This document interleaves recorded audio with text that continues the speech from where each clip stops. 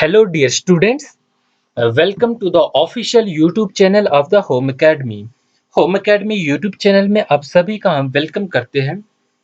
If you like our video, do share with your friends and do not forget to subscribe the Home Academy YouTube channel.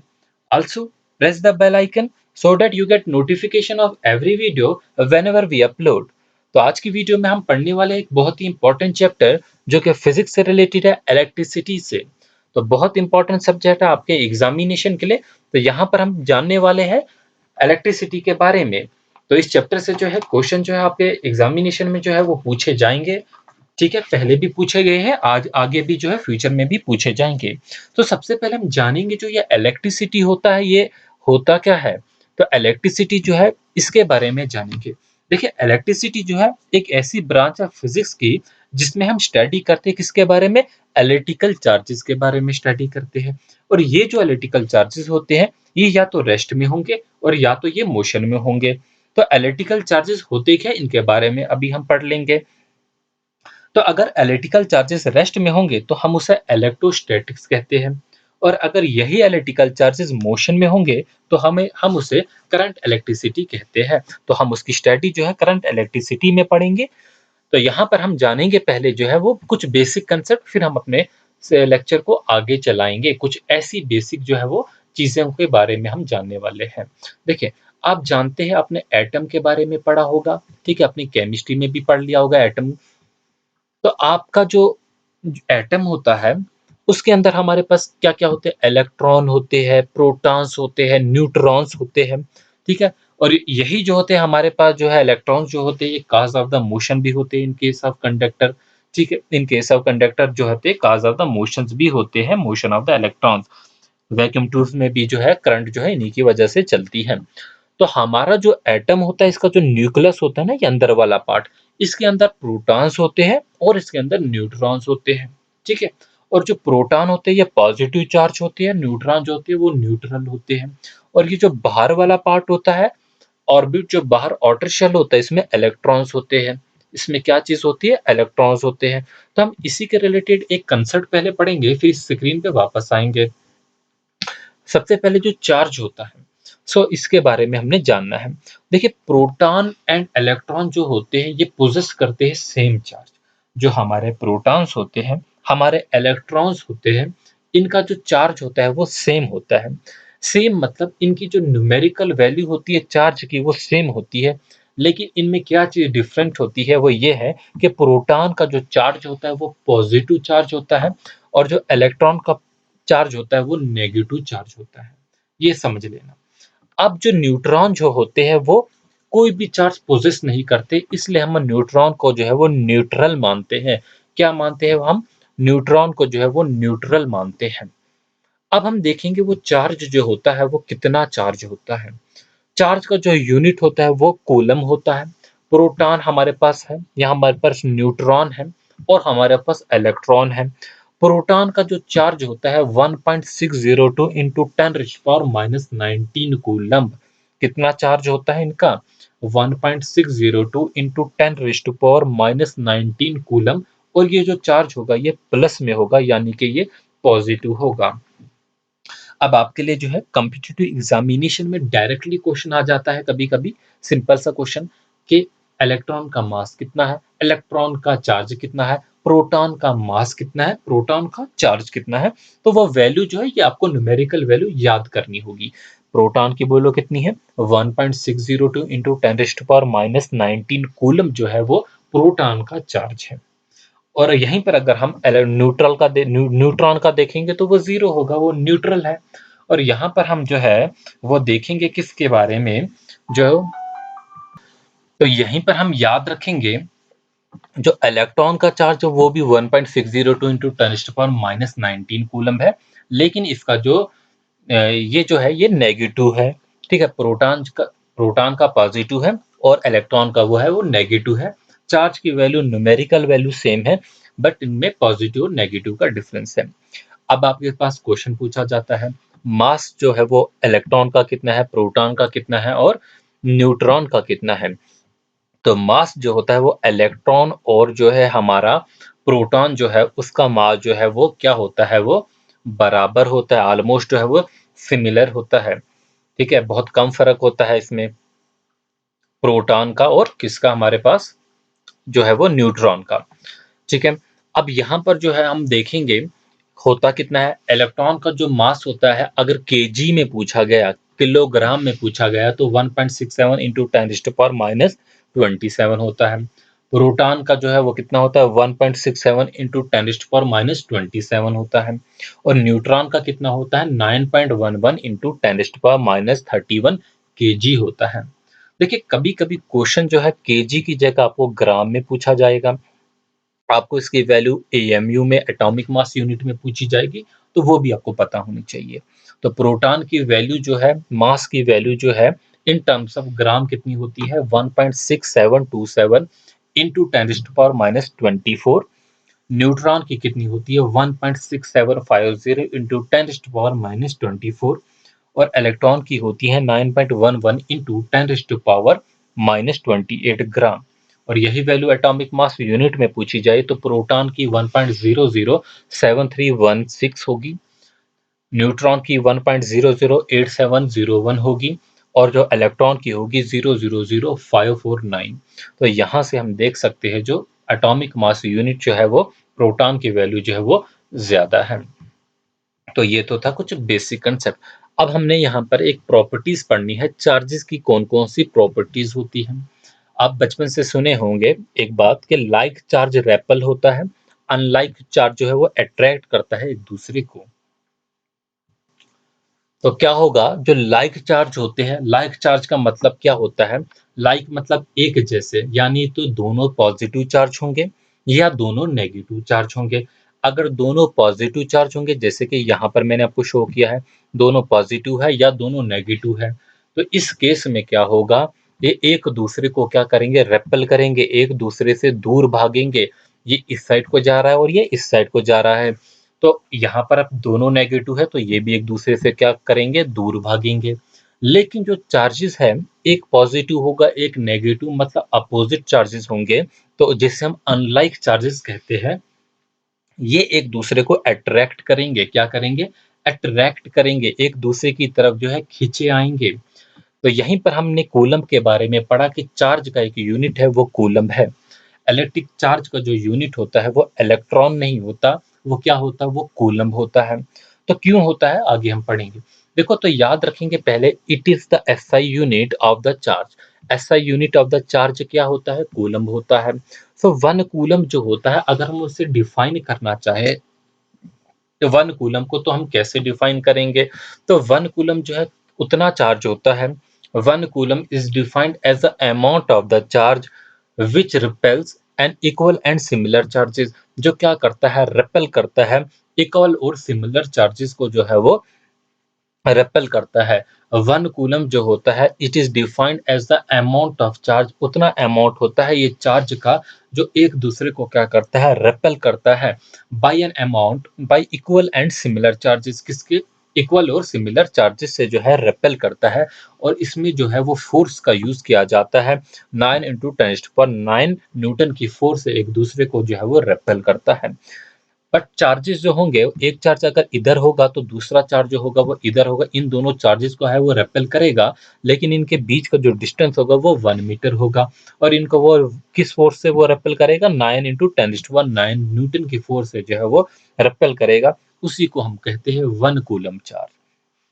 हम जानते हैं जो charge होता है एक electron के बीच में, एक इलेक्ट्रॉन का जो चार्ज होता है वो कितना होता है, -1/6 × 10⁻19 कूलम्ब चार्ज होता है। तो ये कूलम्ब है, ठीक है, याद रखेंगे कूलम्ब होता है जो इसका यूनिट, ऐसा यूनिट चार्ज का। अब हमने यही देखना, ये जो कूलम्ब है इसकी वैल्यू कितनी है। अगर आपको पूछा जाए आपके एग्जामिनेशन में एक कूलम्ब की वैल्यू कितनी होती है, तो हमने जो चार्ज का यूनिट लिया एक इलेक्ट्रॉन का, the charge of one electron, हम जानते हैं जो एक इलेक्ट्रॉन का जो चार्ज होता है वो तो बहुत कम होता है, इसकी वजह से जो हम इसका प्रैक्टिकल यूनिट लेते हैं वो कूलम्ब लेते हैं फॉर मेजरिंग द चार्ज। तो एक कूलम्ब की जो वैल्यू होती है वो कितनी होती है, 6.28 इंटू 10⁻18 इलेक्ट्रॉन्स। जो कुल मिलाकर जो है वो इतनी बड़ी वैल्यू आती, इतने ज्यादा इसके अंदर इलेक्ट्रॉन होते हैं कूलम्ब चार्ज में। अब चार्ज की जो है एक दूसरी प्रॉपर्टी है, वो ये है कि चार्ज जो होता है वो क्वांटाइज्ड होता है। तो क्वांटाइजेशन ऑफ द चार्ज जो है वो चार्ज की जो है वो सेकंड प्रॉपर्टी है। क्या मीनिंग होता है इसका? क्वांटाइजेशन ऑफ द चार्ज का जो है वो मीनिंग क्या होता है वो हमने यहाँ पर समझना है कि क्वांटाइजेशन क्या होता है।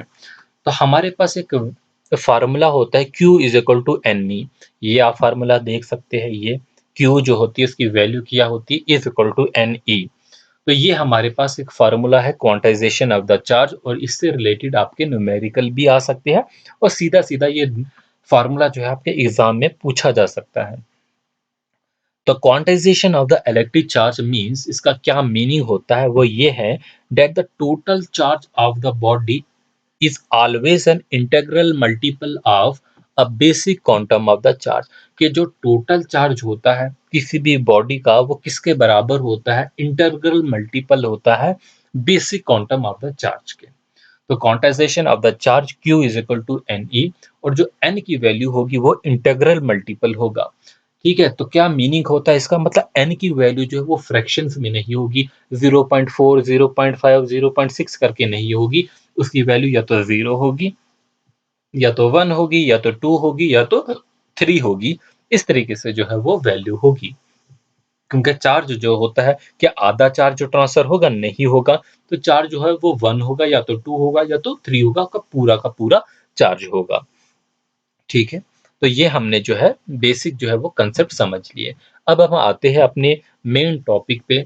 यहाँ से हम स्टार्ट करते हैं आपका इलेक्ट्रिसिटी का चैप्टर। और यहाँ पर मैं पहले ही बता दूं कि इलेक्ट्रिसिटी को पढ़ने के हमारे पास दो तरीके हैं। एक, हम इलेक्ट्रिसिटी को पढ़ते हैं स्टैटिक इलेक्ट्रिसिटी में, और दूसरा हम पढ़ते हैं करंट इलेक्ट्रिसिटी में। स्टैटिक इलेक्ट्रिसिटी में क्या पढ़ते हैं हम?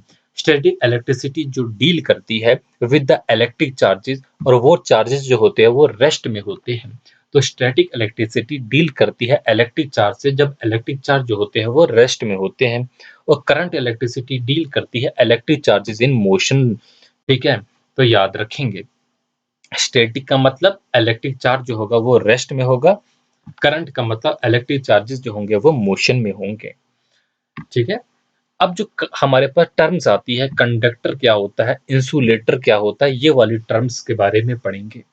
तो कंडक्टर क्या होता है? एक ऐसा सबस्टेंस होता है which allow the passage of the electric charge through it easily is called a conductor. हमने इलेक्ट्रिक चार्ज के बारे में पढ़ा। तो इलेक्ट्रिक चार्ज को जो भी सबस्टेंस जो है अपने से पास होने दे, ऐसा substance which allows the passage of electric charge, उस इलेक्ट्रिक चार्ज को अपने अंदर से आसानी से पास होने दे, उसी को हम कहते हैं क्या? कंडक्टर। ठीक है, तो कंडक्टर क्या होते हैं? ऐसे सबस्टेंस होते हैं which allows the passage of electric charge through it is called the conductor. और इसी कंडक्टर में जो है करंट चलती है। और करंट किस वजह से चलती है? कंडक्टर में मोशन ऑफ द इलेक्ट्रॉन्स की वजह से करंट चलती है। इन इलेक्ट्रॉन्स की जो है मोशन होगी तो करंट चलेगी। हमारे पास वैक्यूम ट्यूब होती है, वहां पर भी मोशन ऑफ द इलेक्ट्रॉन्स से जो है करंट चलती है। इस पॉइंट को याद रखेंगे। फिर हमारे पास अगर हम सेमीकंडक्टर की बात करेंगे, वहां पर होल्स का कंसेप्ट आता है, इलेक्ट्रॉन्स का कंसेप्ट आता है। होल्स और इलेक्ट्रॉन की वजह से जो है वो करंट चलती है। आपने इलेक्ट्रोलाइट्स पढ़े होंगे। इलेक्ट्रोलाइट्स में किससे करंट चलती है? Motion of the positive and negative ions से करंट चलती है। फिर आपने डिस्चार्ज ट्यूब के बारे में पढ़ा होगा, तो उसमें भी मोशन जो होती है पॉजिटिव और नेगेटिव आयंस की होती है। बट अभी जो हम पढ़ रहे हैं वो कंडक्टर है। तो कंडक्टर में मोशन ऑफ द इलेक्ट्रॉन्स की वजह से जो है करंट चलती है। अब यहाँ पर याद रखेंगे, कंडक्टर में करंट चलती है तो यहाँ पर जो रेजिस्टेंस होगा वो बहुत ही कम ऑफर करता होगा conductor. So a conductor offer very low resistance. जब रेजिस्टेंस लो होगा तो फ्लो ऑफ द करंट जो है वो हाई होगा। याद रखेंगे, conductor offer very low resistance to the flow of the current. Conductor की वैल्यू हमारे पास कुछ एग्जांपल्स है वो याद होनी चाहिए आपको। पहली एग्जांपल कंडक्टर की जो है वो कॉपर है, फिर हमारे पास सिल्वर है, फिर हमारे पास एल्युमिनियम है। कुछ ये एग्जांपल्स है हमारे पास, कॉपर है, एल्युमिनियम है, स्टील है हमारे पास। और यहाँ पर आप देख सकते हैं कुछ एग्जांपल, कोई भी मेटल होगा वो कंडक्टर होता है। तो आपके पास ये भी पूछा जा सकता है question, which of the following is the best conductor of the electricity. दिए गए कुछ ऑप्शन होंगे और आपको ये देखना होगा कौन सा जो है वो बेस्ट कंडक्टर ऑफ इलेक्ट्रिसिटी है। एक बहुत ही इंपॉर्टेंट क्वेश्चन जो है वो मल्टीपल चॉइस क्वेश्चन जो है वो आपके एग्जामिनेशन के लिए है। अब हम पढ़ने वाले हैं इंसुलेटर के बारे में। इंसुलेटर क्या होता है? So a substance that has infinitely high resistance, एक ऐसा सबस्टेंस जिसका रेजिस्टेंस जो होता है बहुत ही हाई होता है, that does not allow the electric current to flow through it, उसे हम इंसुलेटर कहते हैं। तो क्या होता है इंसुलेटर? वो मटेरियल होता है जैसा कि हमारे पास प्लास्टिक है, रबड़ है, गिलास है, क्लॉथ है, वुड है, वो सबस्टेंस जिससे करंट नहीं पास होती, इलेक्ट्रिक चार्ज नहीं पास होता, इलेक्ट्रिक करंट को जो है पास होने नहीं देता, उसे हम इंसुलेटर कहते हैं। और इसकी एग्जांपल जो होगी रबड़, गिलास, प्लास्टिक, ये इसकी एग्जांपल्स हैं। तो इंसुलेटर में अगर करंट पास नहीं होता तो इसका रेजिस्टेंस हाई होगा या लो? तो रेजिस्टेंस जो है वो हाई होगा। हाई रेजिस्टेंस का मतलब करंट पास नहीं हो सकती। ठीक है, अगला कंसेप्ट देखेंगे आप, इलेक्ट्रिक करंट क्या होता है। अभी तक जो चीजें हमने पढ़ी, ठीक है, उनके बाद हमें इलेक्ट्रिक करंट के बारे में पढ़ना है। So the flow of the electric charge, हमने देखा इलेक्ट्रिक चार्ज जो है वो फ्लो करता है किसी भी कंडक्टर से। तो फ्लो जो होता है ये इलेक्ट्रिक चार्ज का, उसी को हम कहते हैं इलेक्ट्रिक करंट।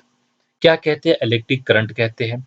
तो इलेक्ट्रिक करंट क्या होता है? Flow of the electric charge electric current कहलाता है। तो हम इसे डिफाइन कैसे करते हैं? अगर आपके पास डेफिनेशन पूछी गई, it is defined as the rate of the flow of the electric charge. वो रेट, कौन सा rate? Flow of the electric charge का rate through any section of a conductor.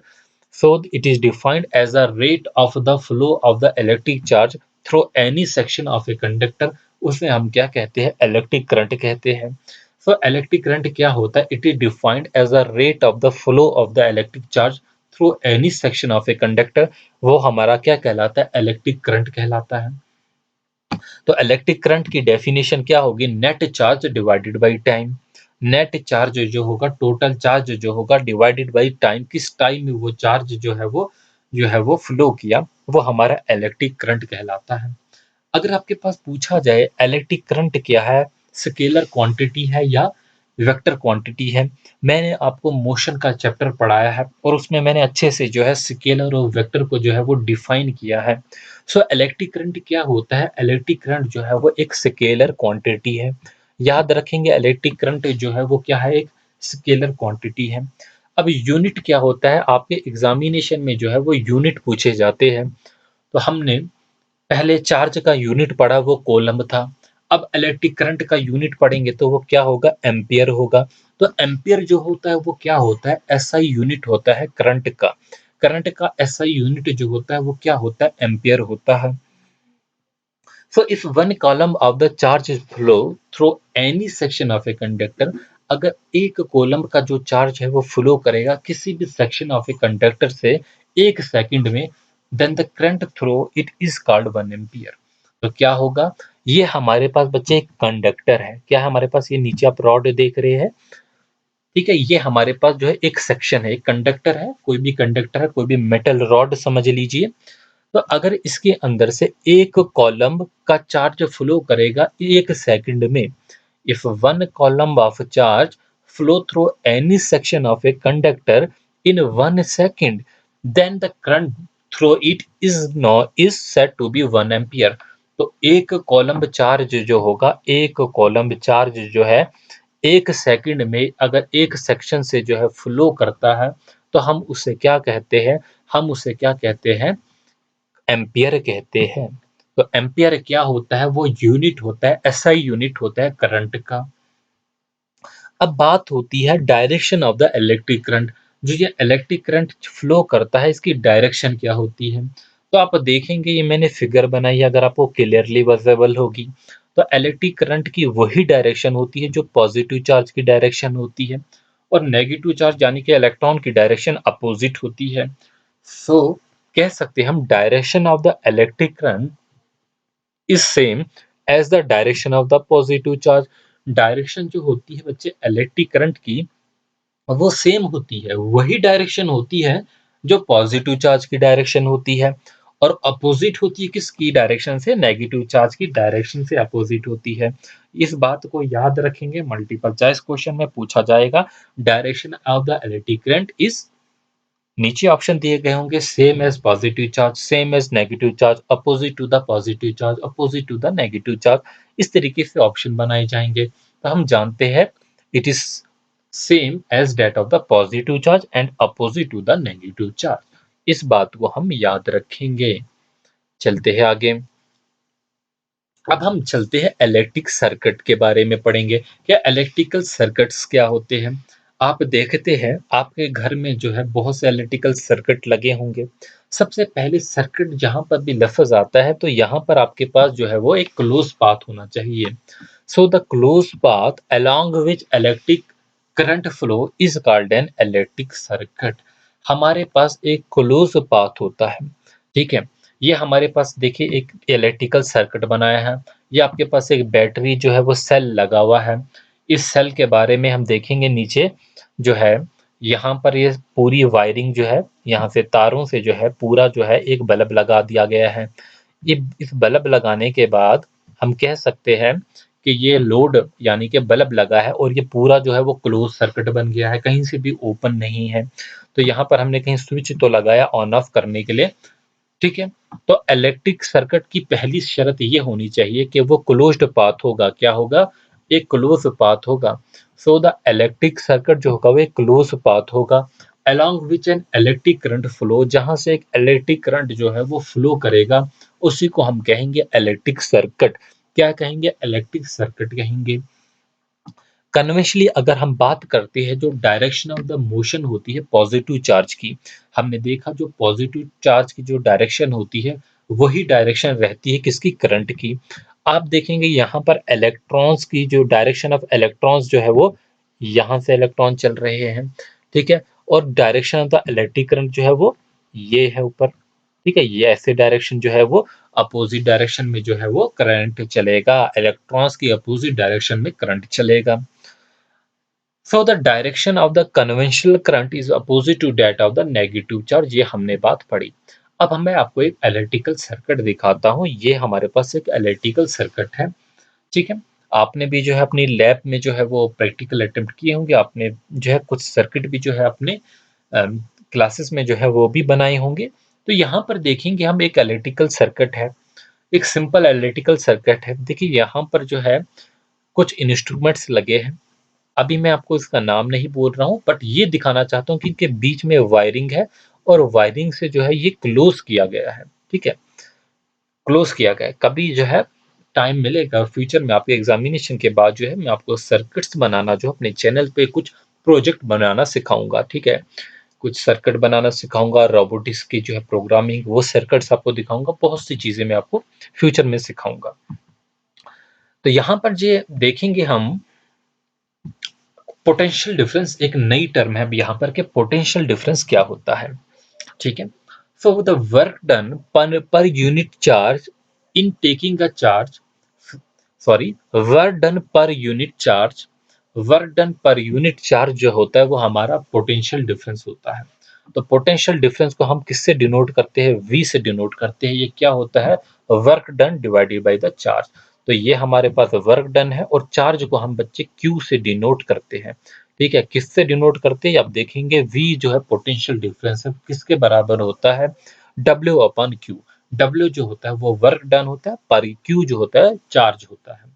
So in taking a charge from one point to the another point is known as potential difference। Charge को एक point से लेना दूसरे point तक लेने को जो है पोटेंशियल डिफरेंस कहते हैं। तो वो वर्क डन, कितना वर्क डन करना पड़ेगा, ठीक है, चार्ज को एक पॉइंट से लेने से दूसरे पॉइंट तक पहुंचाने तक, उसी को हम कहते हैं वर्क पोटेंशियल डिफरेंस। आप देखिए आपके पास एक सेल है, आपके पास एक बैटरी है, उसमें एक पॉजिटिव चार्ज होता है जो कि हाई पोटेंशियल होता है, एक नेगेटिव चार्ज होता है जो कि लो पोटेंशियल पे होता है। और अगर हम उसके साथ एक बल्ब लगा देते हैं तो एक सर्किट तो बन गया। अब जो है इस बल्ब को ग्लो करना है, और ग्लो कैसे होगा, जब चार्ज की जो है वो मूवमेंट होगी, ठीक है, यहाँ पर मोशन जब होगी इलेक्ट्रॉन्स की। अब हमें चार्ज को जो है वो फ्लो कराना होता है। तो उस फ्लो कराने के वक्त में जो वर्क डन जरूरत पड़ती है पर यूनिट चार्ज, वो डब्ल्यू की जो जरूरत पड़ती है, कितना काम करना पड़ेगा चार्ज को फ्लो करने के लिए पर यूनिट चार्ज, उसी को हम कहते हैं पोटेंशियल डिफरेंस। क्या कहते हैं हम उसे? पोटेंशियल डिफरेंस बच्चे कहते हैं। ठीक है। सो द यूनिट अगर पूछा जाए पोटेंशियल डिफरेंस का, तो वो सिंपली वोल्ट वी होता है। तो हम डिफाइन कर सकते हैं 1 वोल्ट को, कि 1 वोल्ट क्या होता है। आप जानते हैं वर्क डन जो होता है इसका यूनिट जो है वो जूल होता है। ठीक है, क्या होता है? जूल्स होता है। और जो हमारे पास क्यू चार्ज होता है इसका यूनिट अभी हम पढ़े कॉलम्ब होता है, कूलम्ब होता है। सो हम डिफाइन कर सकते हैं 1 वोल्ट को। 1 volt is defined as the potential difference between 2 points. Potential difference 2 points का, सपोज ये एक पॉइंट है और ये एक पॉइंट है, तो इन 2 पॉइंटों के बीच में जो पोटेंशियल डिफरेंस है, if 1 joule of work is done to move 1 coulomb of the charge, कि 1 जूल वर्क डन करना पड़ेगा एक कॉलम चार्ज को मूव करने के लिए, उसी को हम कहते हैं 1 पोटेंशियल डिफरेंस। तो 1 यूनिट पोटेंशियल डिफरेंस आपको क्लियर हो गया होगा। ठीक है, जिसे हम 1 वोल्ट पोटेंशियल डिफरेंस को अब हम डिफाइन कर सकते हैं। सो 1 वोल्ट जो है वो पोटेंशियल डिफरेंस क्या होता है? The potential difference between 2 points in an electrical circuit. किसी भी इलेक्ट्रिकल सर्किट के 2 पॉइंटों के बीच में, ठीक है, जो पोटेंशियल डिफरेंस होता है वो 1 वोल्ट तब होता है जब 1 जूल वर्क करना पड़ेगा एक यूनिट पॉजिटिव चार्ज को जो है वो मूव करने के लिए एक कॉलम से। ठीक है, एक पॉइंट से लेके दूसरे पॉइंट से मूव करने के लिए। अब यहाँ पर हमने बात की पॉजिटिव चार्ज, नेगेटिव चार्ज अभी नहीं बोला। देखिए, आप जानते हैं जो वाटर फ्लो करता है वो कहाँ से फ्लो करता है? हाई लेवल से लो लेवल तक। तो हाई पोटेंशियल किसका है? पॉजिटिव चार्ज का। लो पोटेंशियल किसका है? नेगेटिव चार्ज का। तो पॉजिटिव चार्ज जो है वो इलेक्ट्रिक करंट भी फ्लो करता है कहाँ से? हाई पोटेंशियल से टू द लो पोटेंशियल। ठीक है, इलेक्ट्रिक करंट भी जो है वो हाई पोटेंशियल से लो पोटेंशियल से जो है वो की तरफ मूव करता है। तो यहीं पर बोला पॉजिटिव चार्ज को जो है वो मूव करना पड़ता है। ठीक है, तो इलेक्ट्रिकल सर्किट तो हमने पढ़ लिया, बट अब हम सर्किट डायग्राम्स देखेंगे कि सर्किट डायग्राम क्या होती है। देखिए, circuit diagram, we know that electrical circuit is a continuous path. हमने अभी तक ये पढ़ा कि इलेक्ट्रिकल सर्किट जो होता है वो एक कंटिन्यूअस पाथ होता है। कंटिन्यूअस पाथ का मतलब क्या है? कि वो एक क्लोज पाथ होता है। उस क्लोज पाथ को हम वायरिंग से जो है क्लोज कर लेते हैं, जैसे कि यहाँ पर वायरिंग लगी है। ठीक है, कहीं से भी है ओपन नहीं है। तो कॉन्सिस्टिंग ऑफ, इसके अंदर क्या क्या होता है? एक इलेक्ट्रिकल सर्किट के अंदर सबसे पहली बात, इसमें एक सेल होता है। क्या होता है? एक सेल होता है। मैं आपको दिखा देता हूँ, ये कर्सर भी खराब है। एक सेल होता है, जैसे कि आपको यहाँ पर एक सेल दिख रहा है। उसके बाद एक स्विच होता है जो कि प्लग की है। ऑन ऑफ करने के लिए आपके पास एक स्विच होगा। उसके बाद इलेक्ट्रिकल कंपोनेंट लगा होगा, ये एक इलेक्ट्रिकल कंपोनेंट लगा है। और एक कनेक्टिंग वायर्स है, ये आपके पास कनेक्टिंग वायर्स, ये आपके पास जो है वो कनेक्टिंग वायर्स है। तो ये आप देखेंगे यहाँ से यहाँ तक जो है वो कनेक्टिंग वायर्स है। तो आपके पास जो है वो स्विच लगा है, आपके पास सेल लगा है, और कोई भी जो है आपके पास इलेक्ट्रिकल कंपोनेंट है। तो ये बेसिकली एक डायग्राम होती है, सर्किट डायग्राम जिसे कहते हैं हम। So electric circuit can be represented conventionally through a circuit diagram. तो electric circuit को हम conventionally represent करते हैं किससे? Conventionally through a circuit diagram से हम उसे represent करते हैं। तो एक डायग्राम क्या होता है? डायग्राम क्या इंडिकेट करता है? It a diagram which indicate how different component in a circuit have to be connected by using symbols for different electrical component is called a circuit diagram. अब यही जो सर्किट डायग्राम है ये show करती है कि हम जो भी अपने इलेक्ट्रिकल, जो भी हमने सर्किट बनाया, हम उसको डायग्रामेटिकली रिप्रेजेंट करते हैं। जैसे मैंने यहाँ पर सेल लगाया, तो डायग्राम में हम ऐसे पॉजिटिव नेगेटिव दिखाएंगे। ये जो है बड़ी लाइन जो होगी वो पॉजिटिव होगी, जो हाई पोटेंशियल शो करती है, और इस तरीके से नेगेटिव लाइन जो है वो शो करती है। बीच में कहीं हम जो है वो स्विच लगा देंगे, और नीचे जो हम अपना कोई भी इलेक्ट्रिकल कंपोनेंट लगाएंगे, जिसको डायग्रामेटिकली हम ऐसे रिप्रेजेंट करते हैं।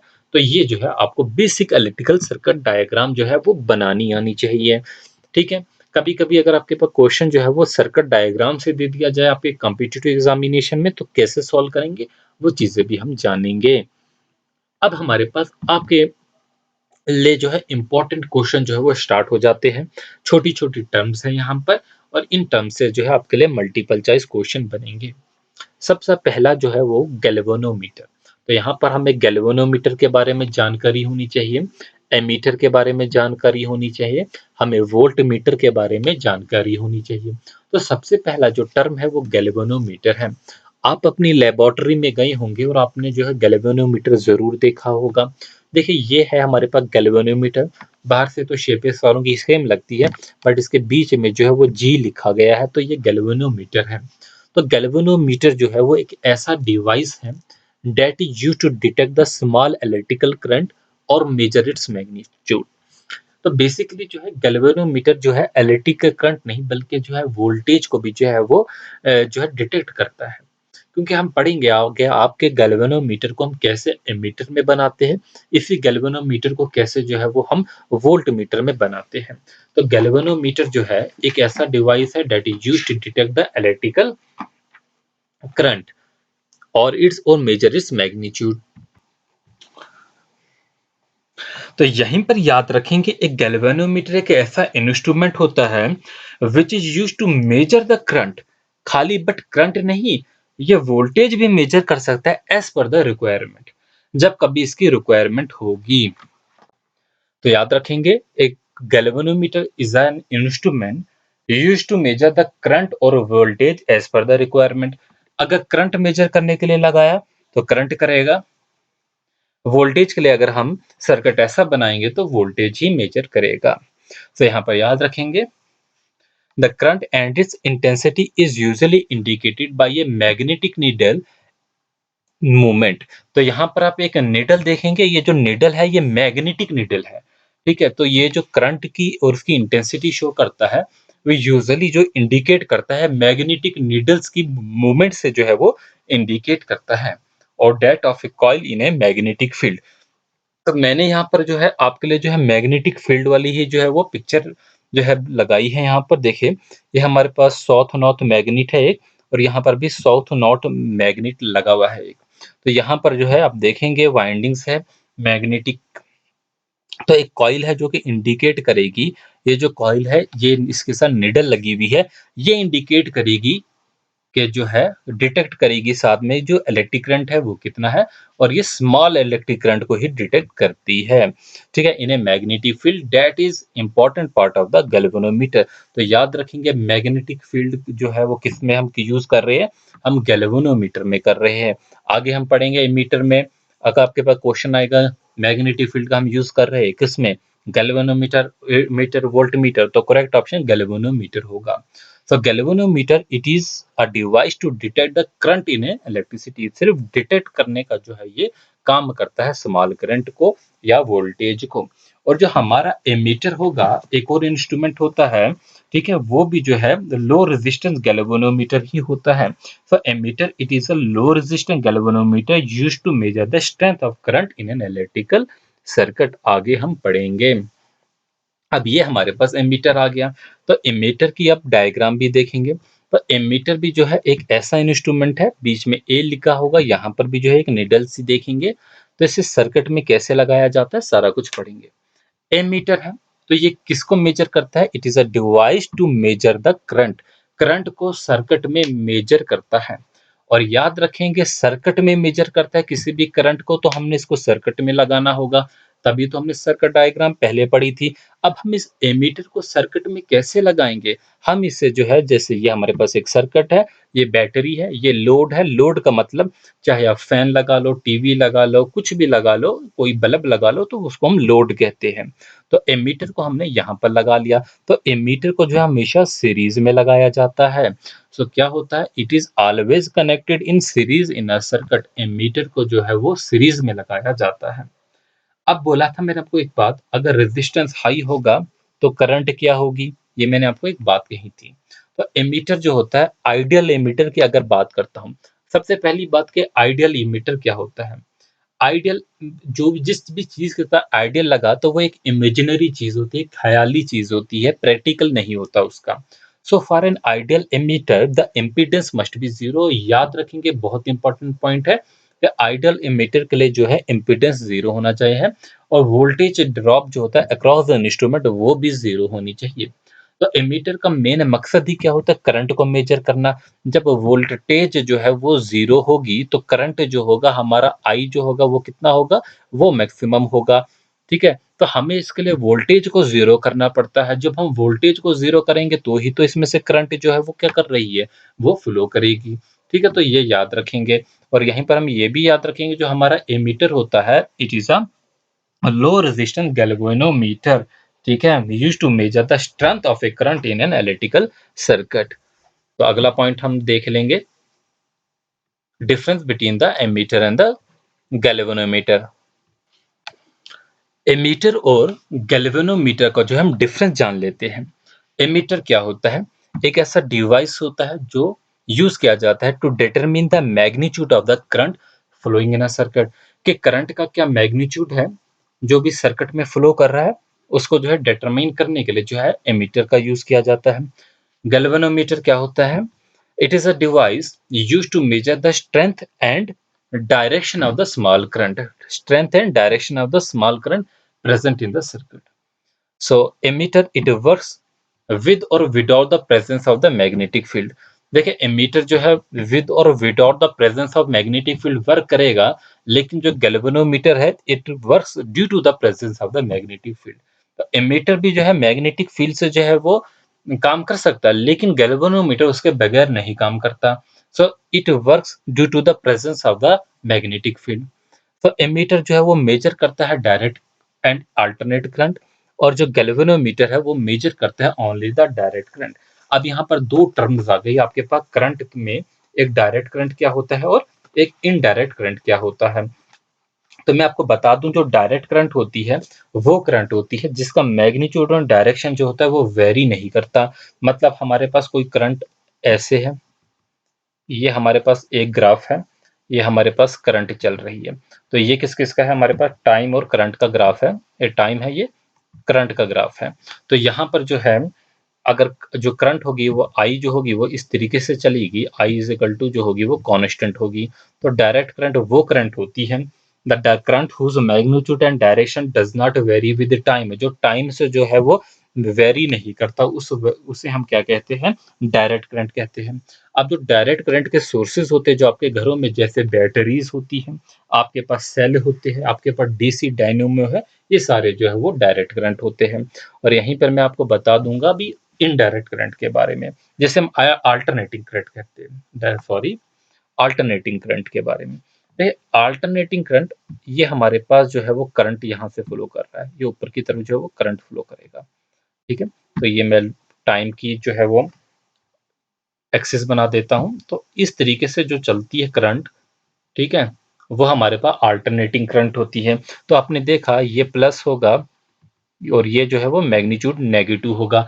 तो यहाँ पर जो है करंट जो है जो whose magnitude continuously changes with time, जैसे जैसे टाइम जो है वो आगे को चलेगा तो इसका मैग्नीट्यूड जो है वो कंटिन्यूसली चेंज होती रहेगा, ठीक है?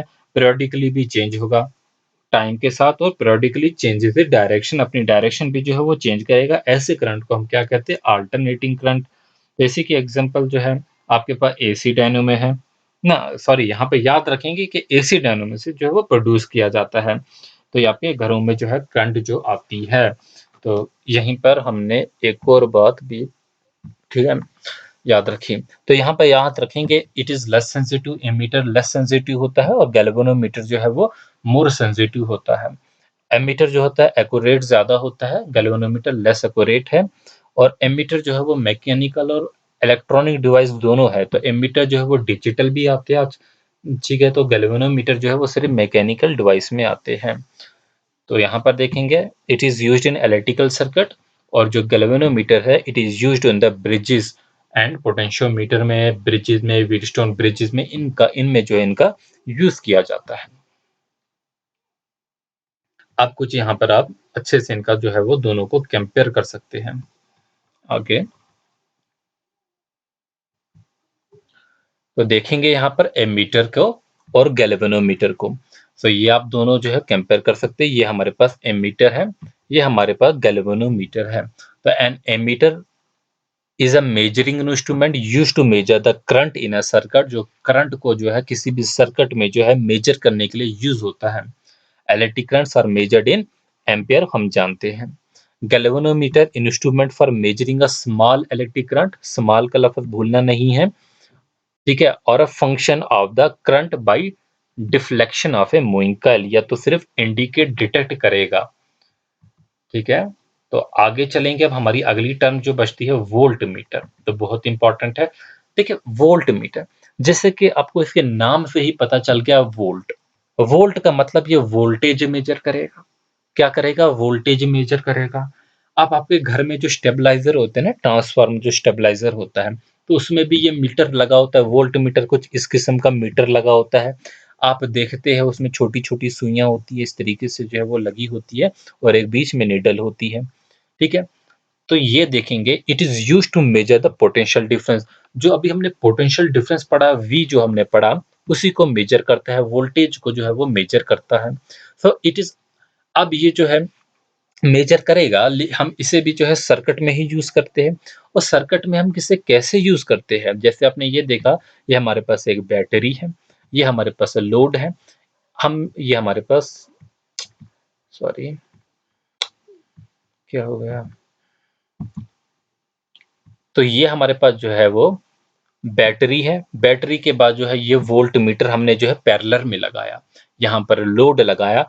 जो हमारा जो एमीटर था वो तो हमने इस जगह लगाया था, लेकिन जो है वोल्ट मीटर को हमें पैरेलल में लगाना पड़ता है। अगर हम इसे यहाँ पर लगाएंगे तो पूरा का पूरा सर्किट जो हमारा जो है वो जल जाएगा, ठीक है। तो वोल्ट मीटर के नाम से ही पता चलता है कि ये वोल्टेज को मेजर करने के लिए जो है वो यूज होता है, ये हमने पढ़ा। अब देखिए, वोल्टेज को मेजर करना मतलब जो करंट होगी, इसमें हमें वोल्टेज हाई करनी पड़ेगी। जब वोल्टेज हाई होगी तो करंट जो है वो ज़ीरो करनी पड़ेगी। क्या करनी पड़ेगी? करंट जो है कम करनी पड़ेगी, ज़ीरो करनी पड़ेगी। तो ये भी एक बात याद रखेंगे। तो इसका जो इंटरनल रेजिस्टेंस होगा वोल्ट मीटर का, वो हाई रखना पड़ेगा। जब रेजिस्टेंस हाई होगा, ठीक है, तो वोल्टेज भी जो है वो ज़्यादा होगी, करंट जो है वो कम होगी। तो वोल्टेज को हमने हाई करने के लिए, हाई होगी वोल्टेज तो ही वोल्ट मीटर वोल्टेज मेजर करेगा। अगर हम करंट ही ज़्यादा कर देंगे, वोल्टेज कम करेंगे, तो वो कैसे मेजर कर सकेगा? ठीक है, इस बात को आपको थोड़ा-सा सोचना है। सो हम कह सकते हैं volt meter it tells nothing about the current in the circuit. Current की तो बात ही नहीं करता है ये, क्योंकि करंट को तो हमने जीरो कर दिया। तो ये किसकी बात करता है? ये सिर्फ वोल्टेज की बात करता है।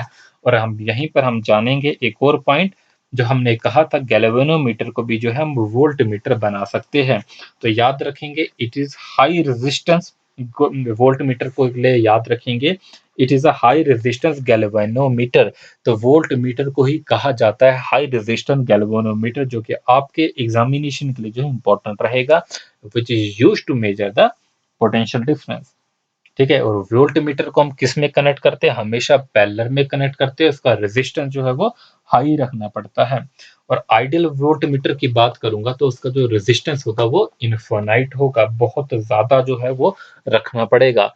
आइडियल, हमने एमीटर में पढ़ा था, जो था वो जीरो रखना पड़ता था रेजिस्टेंस, तो यहाँ पर जो है वो हाई रखना पड़ेगा, ठीक है। तो ये जो था वो बेसिकली जो हमारा था वो बेसिक हमारे पास जो है इंस्ट्रूमेंट्स थे। अब हमने पढ़ना है ओहम्स लॉ के बारे में, ठीक है। ओहम्स लॉ एक बेसिक लॉ है, और इससे रिलेटेड आपको मल्टीपल चॉइस क्वेश्चन नहीं बल्कि आपके न्यूमेरिकल छोटे-छोटे जो है वो पूछे जाएंगे। तो हम न्यूमेरिकल्स की भी जो है प्रैक्टिस जो है वो करेंगे। तो ओहम्स लॉ क्या होता है? तो ओहम्स लॉ क्या कहता है? According to this law the current passing through a conductor is directly proportional to the potential difference. तो क्या कहता है? दिस लॉ स्टेट दैट, क्या कहता है, the current passing through a conductor, अगर जो भी करंट है जो कि पास हो रहा होता है किसी भी कंडक्टर से, जैसे कि ये कंडक्टर है और करंट जो है वो यहाँ से पास हो रहा है, वो डायरेक्टली प्रोपोर्शनल होता है टू द पोटेंशियल डिफरेंस। तो करंट जो है प्रोपोर्शनल किसके? आई के। आई जो है करंट वो किसके प्रोपोर्शनल है? पोटेंशियल डिफरेंस यानी कि V के अक्रॉस इस एंड। तो प्रोवाइडेड द फिजिकल कंडीशन, जो टेम्परेचर है, डेंसिटी है, वो चेंज नहीं होनी चाहिए, वो अनचेंज रहनी चाहिए। तो इसी प्रोपोर्शनलिटी के साइन को हटाकर हम जो है आर का यूज करेंगे, तो बीच में इक्वल टू आ जाएगा। इस बात को आप अच्छे से जानते होंगे कि जब भी हम प्रोपोर्शनलिटी का साइन हटाते हैं, उसकी जगह इक्वल टू लगाते हैं, तो एक कांस्टेंट लगाना पड़ता है। वो यहाँ पर जो कांस्टेंट है वो आर है, और इसी कांस्टेंट को हम क्या कहते हैं, रेजिस्टेंस कहते हैं। ठीक है। और एसआई यूनिट जो होती है वो रेजिस्टेंस की वो कितनी होती है, ओम होती है, जिसे ओ एच एम ओम कहते हैं। उसका जो साइन है वो आप देख सकते हैं। सो इन ऑल हम ये समझे, जो ओहम्स लॉ होता है वो क्या कहता है, the current passing through a conductor, जो करंट किसी भी कंडक्टर से जो है वो पास हो रही होती है, वो डायरेक्टली प्रोपोर्शनल होती है पोटेंशियल डिफरेंस को between its and, provided the physical condition, जैसे कि टेम्परेचर जो है फिजिकल कंडीशन है, डेंसिटी है, वो अनचेंज्ड रहनी चाहिए। जो कंडक्टर की जो फिजिकल कंडीशन है वो अनचेंज्ड रहनी चाहिए। तो यहाँ पर हमने जो है वो जाना ओम्स लॉ की स्टेटमेंट को, और इससे रिलेटेड जो है इसकी मैथमेटिकल जो है स्टेटमेंट भी देख ली। तो अब यहाँ पर देखेंगे इसका एसआई यूनिट क्या है, ओम है, वो भी पढ़ लिया। अब क्वेश्चन जो आता है, अच्छा एक और बात जो है वो ओम्स लॉ कहता है कंडक्टर के लिए, बट क्या यहाँ पर कोई एक्सेप्शन है, कुछ ऐसे कंडक्टर भी है जहां पर ओम्स लॉ जो है वो वैलिड नहीं है। बिल्कुल यहाँ पर जो है वो ऐसे है, ओम्स लॉ जो है does not apply to conductor such as diode, ऐसे कंडक्टर जो कि डायोड है, रेडियो वाल्व है, मेटल रेक्टिफायर है, इलेक्ट्रिसिटी थ्रू द गैसेस है, तो ऐसी कंडीशन में जो ओम्स लॉ जो है वो वैलिड नहीं होता। और ये भी याद रखेंगे ओम्स लॉ फिजिकल कंडीशन जो है उसमें कांस्टेंट रहनी चाहिए। ठीक है, ये जो है वो इंपॉर्टेंट है। चले, आपके लिए भी उतना इंपॉर्टेंट नहीं है, बट आपके लिए जो इंपॉर्टेंट रहती है चीज वो ये है, factor on which the resistance of a conductor depend, ये जो रेजिस्टेंस है, ठीक है, इसके बारे में, factor on which the resistance जो है, किसी भी कंडक्टर का रेजिस्टेंस जो है वो किस पे डिपेंड करता है। सो हम देखेंगे पहला point, it is directly proportional to the length of the conductor, जो ये रेजिस्टेंस होता है ये क्या होता है, डायरेक्टली प्रोपोर्शनल होता है किसके, लेंथ ऑफ द कंडक्टर। तो याद रखेंगे जो रेजिस्टेंस होता है वो डायरेक्टली प्रोपोर्शनल होता है लेंथ ऑफ द कंडक्टर। अगर लेंथ जो है किसी भी कंडक्टर की जो है वो बड़ी है, तो उसका रेजिस्टेंस भी जो है वो ज्यादा होगा। इनवर्सली प्रोपोर्शनल होता है area of the cross section, area बड़ा होगा, रेजिस्टेंस जो है वो कम होगा। Directly proportional to the temperature, temperature ज्यादा होगा, रेजिस्टेंस भी ज्यादा होगा। And depends upon the nature of the material, और नेचर ऑफ द मटेरियल पे भी डिपेंड करता है। तो ये 4 पॉइंट जो है वो बहुत इंपॉर्टेंट है, इन्हीं पॉइंटों को हम एक्सप्लेन अब करने की कोशिश करेंगे। पहले हम रेजिस्टेंस पे आ जाते हैं। तो रेजिस्टेंस हमने देखा एक कांस्टेंट था जो कि V is equal to I R में लगा था। So it is a property of a conductor, resistance जो है वो एक ऐसी प्रॉपर्टी है, किसकी प्रॉपर्टी है बच्चे, सिर्फ कंडक्टर की प्रॉपर्टी है, by virtue of which it opposes the flow of the current, क्या जो फ्लो होता है करंट का किसी भी कंडक्टर से उसे अपोज करता है। तो रेजिस्टेंस का बेसिकली काम क्या है, एक ऐसी प्रॉपर्टी है कंडक्टर में, हमारे पास जो है कंडक्टर, सपोज आपके पास एक वायर है जो आपके घरों में जो है इलेक्ट्रिसिटी आ रही है, उसमें जो करंट चल रही है, अब उस वायर का एक रेजिस्टेंस होगा क्योंकि वो एक कंडक्टर है, और कंडक्टर की एक प्रॉपर्टी है, उस प्रॉपर्टी को हम रेजिस्टेंस कहते हैं। और रेजिस्टेंस जो है एक उसकी प्रॉपर्टी है जिस वजह से वो फ्लो ऑफ द करंट को है वो अपोज करेगा। So it is equal to the ratio of the potential difference applied across its end to the current flowing. तो रेजिस्टेंस की वैल्यू जो है वो किसके बराबर होती है, R is equal to V upon I के बराबर। और ये वैल्यू कहाँ से आई हमने, जो अभी हमने देखा था v is equal to I R, क्या देखा था हमने, v जो था वो किसके बराबर था, इज इक्वल टू जो था वो किसके बराबर था, आई आर के बराबर था। ठीक है, तो यहीं से हमने ये आर को जो है वो निकाला, इस आर को जो है हम यहाँ पर लेके आए, और आर जो है वो वी अपन आई हो गया। तो हमने देखा रेजिस्टेंस जो है वो potential difference divided by current के बराबर है, और जिसका यूनिट था बच्चे वो ओहम था। ओहम के बारे में पढ़ेंगे कि ओहम क्या है, आपको कभी कभी डायरेक्ट क्वेश्चन यूनिट के लिए भी आ जाते हैं। तो 1 ओहम ऑफ रेजिस्टेंस की बात करेंगे, is equal to the flow of 1 ampere of current through a conductor। तो 1 ओहम कितना होता है? It is equal to the flow of 1 ampere of the current through a conductor between the 2 points having the potential difference of 1 volt. तो 1 ohm जो होगा वो 1 volt upon 1 ampere के बराबर होगा, याद रखेंगे। अब कुछ आपके लिए न्यूमेरिकल सॉल्व करने के लिए कुछ रिजल्ट हैं, डायरेक्टली याद रखेंगे, और यहाँ पर एक ट्रिक भी जो है वो याद रखने के लिए है। हम जानते हैं जो है ओह्म्स लॉ जो है वो क्या कहता था, वी जो था वो किसके बराबर था? आई आर के बराबर था। ठीक है, तो हमने क्या किया, जो v था वो हमने इधर रख लिया इस ट्राइंगल में। ये ट्राइंगल मैजिकल ट्राइंगल है। v जो है वो किसके बराबर है? आई आर के बराबर है। तो v जो होगा वो आई आर के बराबर होगा, याद रखेंगे। और अगर हमें यहाँ पर जो है i निकालना होगा, पहले हमें v निकालना था, तो v किसके बराबर था? i divided by R. अगर हमें ये i निकालना होगा तो किसके बराबर होगा? ये v ऊपर है डिवाइडेड बाई आर। बस आपको इस तरीके से ट्राइंगल बना देनी है। आपको ट्राइंगल किस तरीके से बनानी है कि आपको v इधर रखना है, ये v इधर रखेंगे, ऊपर रखेंगे, और नीचे जो है वो आई आर निकालना है। तो हमें पता जो पहला v निकाल रहे हैं वो किसके बराबर है? i is equal to R, इन दोनों के प्रोडक्ट के बराबर है। फिर अगर हमें ये i निकालना है तो वो v डिवाइडेड बाई आर हो जाएगा, जो ऊपर है वो ऊपर ही रहेगा डिवाइड में, और r जो है वो नीचे, वो हम इधर देख सकते हैं, i is equal to V upon R. अब जो R है, जब हमें ये निकालना है रेजिस्टेंस R, तो वो किसके बराबर हो जाएगा? वो भी V अपॉन I के बराबर हो जाएगा। जो चीज ऊपर है वो ऊपर ही रहेगी, और I जो है वो डिनोमिनेटर में आ जाएगा, तो V अपॉन I के बराबर। तो इस तरीके से जो है आप जो है रिजल्ट जो है वो याद रख सकते हैं इस मैजिकल ट्राइंगल से। तो ये आपके लिए कॉम्पिटिटिव एग्जामिनेशन के लिए जो है वो इम्पोर्टेंट रहेगा। आपके न्यूमेरिकल जो है वो सॉल्व करने के लिए आसानी रहेगी। ठीक है, तो हम इसे आपको जब क्वेश्चन कराएंगे तब आपके लिए, आपको जो है वो अच्छे से पता चल जाएगा इसके बारे में। ठीक है, अब जो है आपके पास जो है कुछ बेसिक कंपोनेंट्स है और उनके सिंबल्स हैं। अब यहाँ पर लिखा हुआ जो है वो छोटा है। मैं उम्मीद करता हूँ कि आप अपनी वीडियो क्वालिटी को यहाँ पर इम्प्रूव करेंगे। वीडियो क्वालिटी को कैसे इम्प्रूव करना है, अगर आप यूट्यूब पे जो है ये वीडियो देख रहे हैं, तो यहाँ पर जो ऊपर जो है वो कुछ 3 पॉइंट्स होते हैं सेटिंग के। आप यहाँ पर जाएंगे, मिनिमम जो है क्वालिटी 360 जो है वो रखेंगे, ताकि जो है आपको विजिबल अच्छे से वीडियो हो जाए। क्योंकि हमारी तरफ से जो है वीडियो बिल्कुल ठीक है, तो आपको जो है अपनी वॉच क्वालिटी को बेटर करने के लिए यहाँ पर क्वालिटी जो है आप सिलेक्ट कर सकते हैं अपने मोबाइल से। तो हमारे पास एक इलेक्ट्रिकल सेल है। इलेक्ट्रिक सेल, हमने देखा कोई भी इलेक्ट्रिकल सर्किट हम बनाते हैं, हम सेल को कैसे रिप्रेजेंट करते हैं? इस डायग्राम से रिप्रेजेंट करते हैं। जो ये वाली डायग्राम है, आप देखेंगे, ये जो डायग्राम है, इससे जो है हम सेल को रिप्रेजेंट करते हैं। तो ये पॉजिटिव हाई पोटेंशियल होता है और ये नेगेटिव लो पोटेंशियल होता है। तो इस तरीके से हम किसी भी सेल को जो है वो रिप्रेजेंट करते हैं। याद रहेगा आपको, उम्मीद करता हूं मैं आपको। अब ये जो सेल है, बैटरी है, ये चीज क्या है? तो सेल क्या होता है? इलेक्ट्रिकल सेल, देखिए डायरेक्ट करंट सोर्स जो होता है ऑफ इलेक्ट्रोमोटिव फोर्स, उसे हम क्या कहते हैं? सेल कहते हैं। तो कॉम्बिनेशन ऑफ टू और मोर सेल जो होता है वो क्या बनती है? वो बैटरी बनती है। तो यहाँ पर हमने एक या एक से ज्यादा सेलों को जो है एक साथ लगाया, तो ये क्या बनेगी? एक बैटरी बनेगी।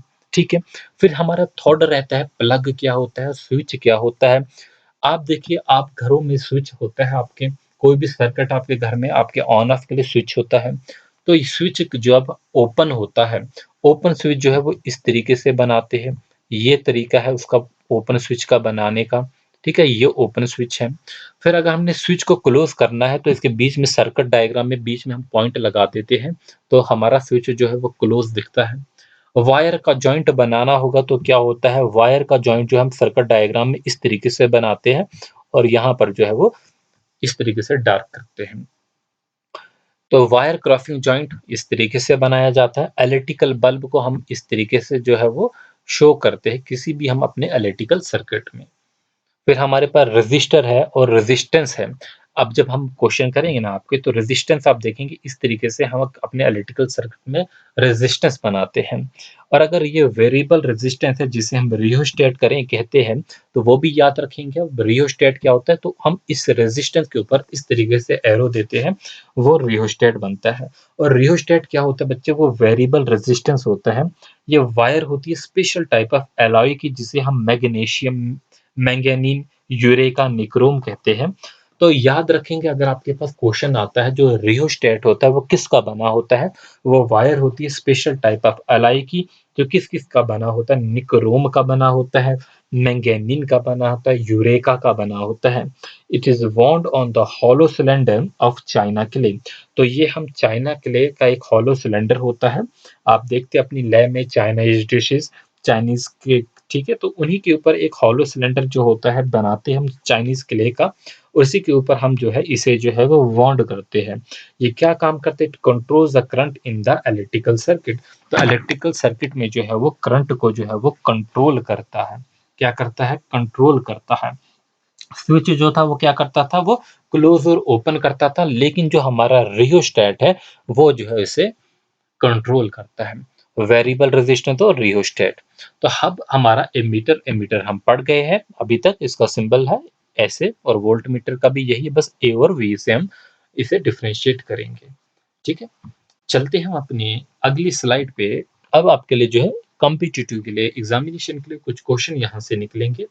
इफ ऐसे factor on which the conductor resistance of a conductor depend. तो रेजिस्टेंस जो होता है किसी भी कंडक्टर का, वो किस किस फैक्टर पे जो है बच्चे वो डिपेंड करता है। तो ऐसे फैक्टर हमने देखने हैं on which the conductor depends. Resistance जो होता है कंडक्टर का वो डिपेंड करता है। हमने ये पढ़ा कि रेजिस्टेंस जो है वो प्रॉपर्टी है किसकी, वो प्रॉपर्टी होती है कंडक्टर की। अब वो किस किस पे डिपेंड करता है, वो चार फैक्टर है।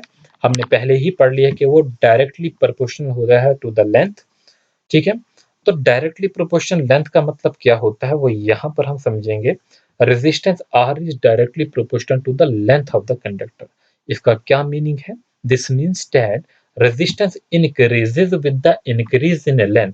अगर वायर जो है आपके पास 1 मीटर है और अब हम वायर को 2 मीटर करेंगे, मतलब जो वायर की जो लेंथ है बच्चे वो इंक्रीज हो गई है, तो इसका मतलब जो रेजिस्टेंस है वो भी इंक्रीज हो जाएगा।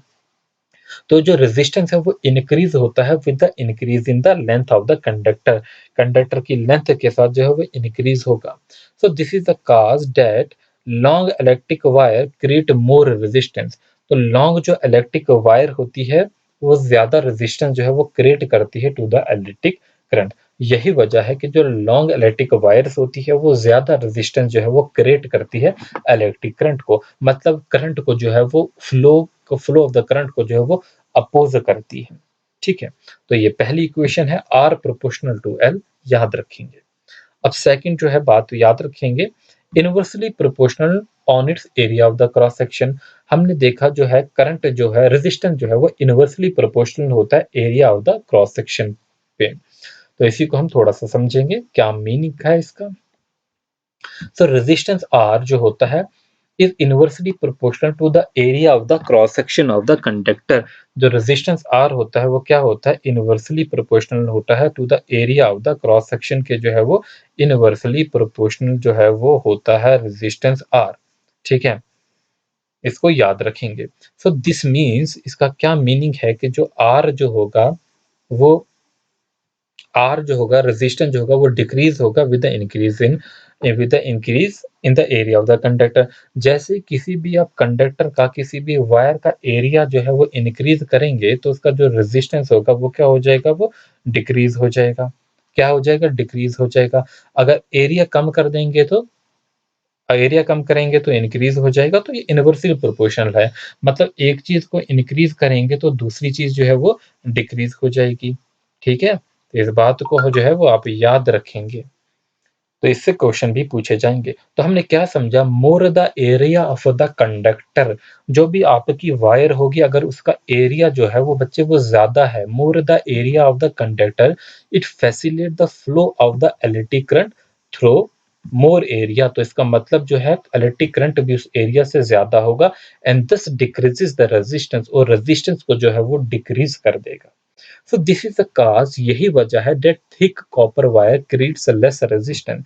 जो थिक मोटी जो है वो कॉपर वायर होती है वो लेस रेजिस्टेंस जो है वो क्रिएट करती है इलेक्ट्रिक करंट को, और इस इक्वेशन को हम सेकंड मानेंगे।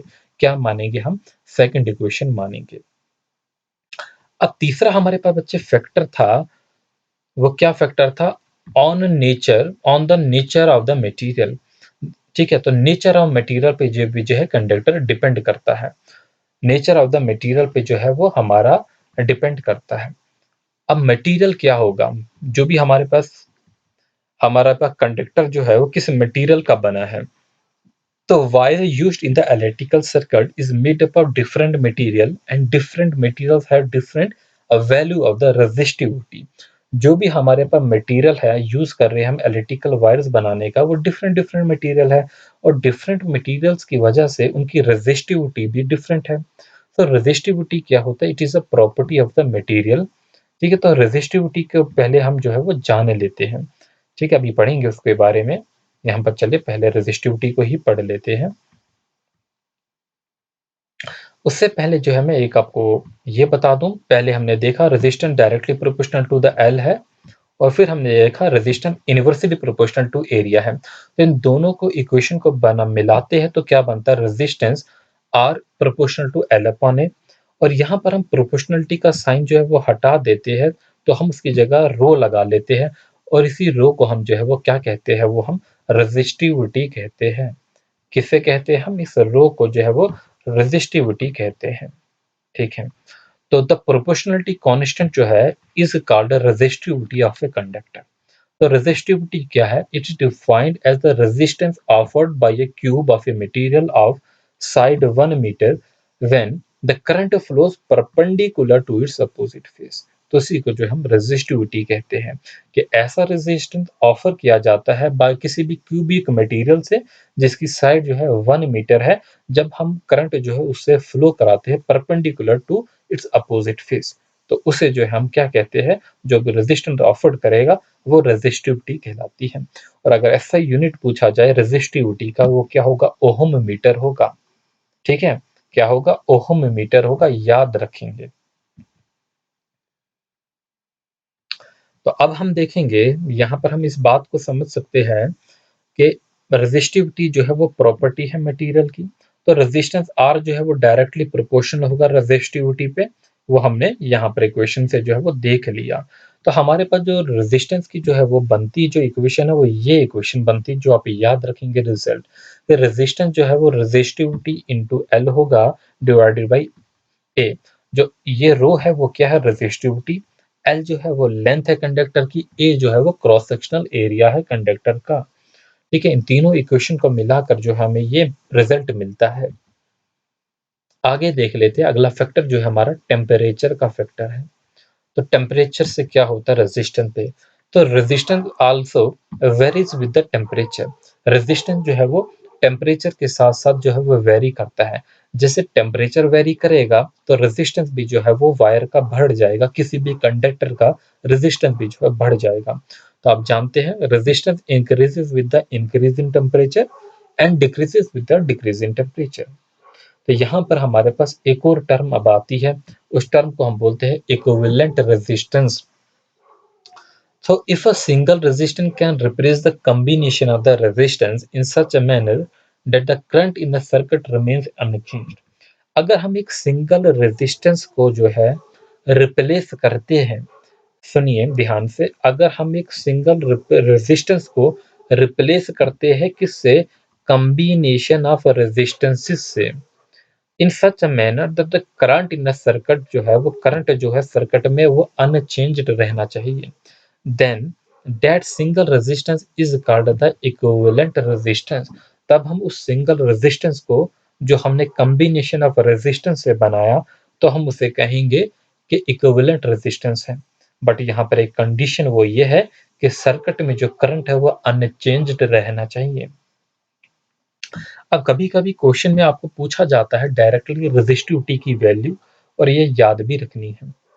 ठीक है, तो material having resistivity in the range 10 raised to power -8 ohm to 10 raised to power -6 ohm are considered very good conductor. तो यहाँ पर क्वेश्चन भी आपको पूछा जाता है which of the following is a good conductor.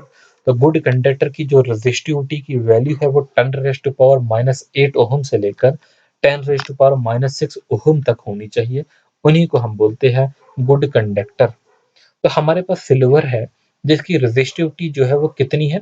1.60 to 10 raise to power -8 ohm, और copper है जिसकी रेजिस्टिविटी की वैल्यू है 1.62 इंटू 10⁻⁸ ओहम। उसके अलावा हमारे पास रबड़ है, गिलास, जो बैड कंडक्टर ऑफ इलेक्ट्रिसिटी माने जाते हैं। इनकी रेजिस्टिविटी की वैल्यू 10⁻12 टू 10⁻17 ओहम है। तो आगे हम एक टेबल देखेंगे, इस टेबल में हम कंडक्टर, एलॉयज और इंसुलेटर की रेजिस्टिविटी की वैल्यू जो है देखेंगे, और यहाँ से आपके पास क्वेश्चन भी पूछे जाते हैं। ठीक है, तो याद रखेंगे आप सभी। तो यहाँ पर देखेंगे जो सिल्वर की रेजिस्टिविटी वैल्यू है 1.60 इंटू 10⁻⁻8 है।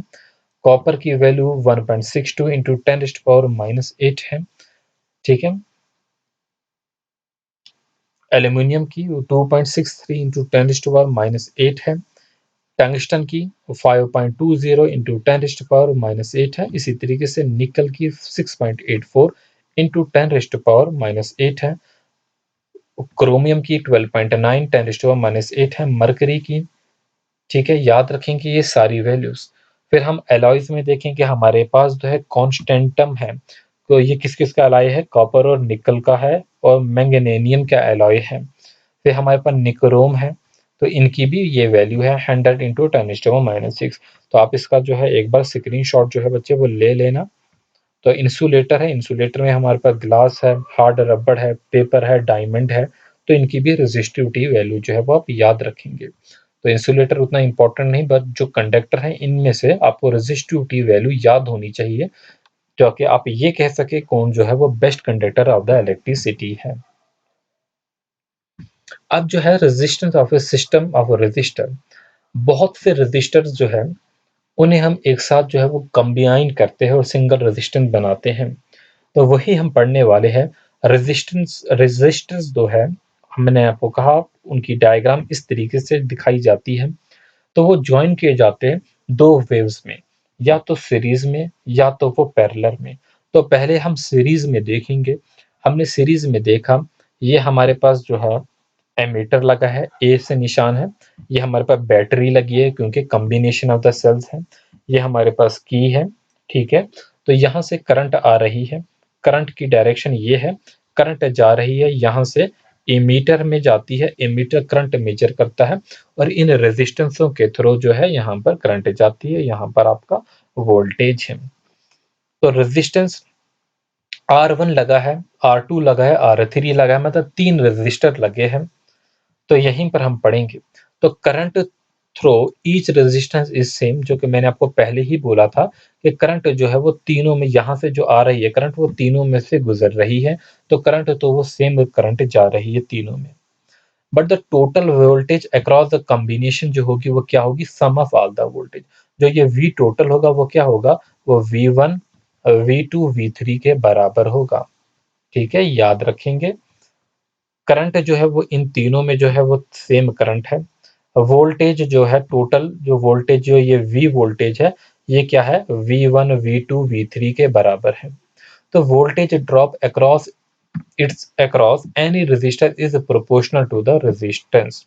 तो वोल्टेज 1 क्या होगी, हमें पता है ओम्स लॉ क्या कहता है, V is equal to IR। तो वोल्टेज 1 जो है V1 कहेंगे, IR1 होगी, V2 IR2 होगी, V3 जो है वो IR3, ये 3 होगा यहाँ पर। ठीक है, ये V3 होगा।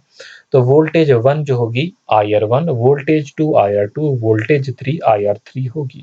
सो इक्विवेलेंट रेजिस्टेंस जो होगा वो किसके बराबर होगा, सम ऑफ द इंडिविजुअल रेजिस्टेंस। तो ये RF जब हम निकालेंगे इक्विवेलेंट रेजिस्टेंस, तो ये बहुत इंपॉर्टेंट आपके लिए है, ये याद रखेंगे। इस पे न्यूमेरिकल भी हमने करने हैं कि equivalent resistance in case of series combination.